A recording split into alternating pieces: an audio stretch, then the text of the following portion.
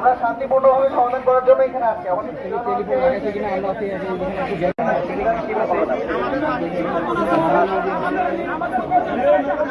আমরা তো সেটার বিরুদ্ধে ব্যবস্থা নিচ্ছি।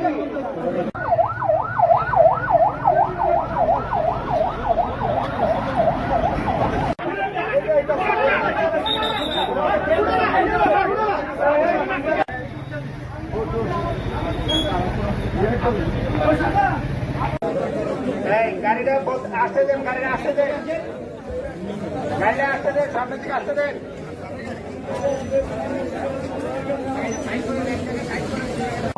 আমরা ছিলাম, আমাদের বাংলাদেশ সেনাবাহিনী, বাংলাদেশ পুলিশ, বিজিবি, আমরা সবাই ছিলাম। আমরা প্রাথমিকভাবে আমরা মুখটা নিয়ন্ত্রণ করতে পেরেছি।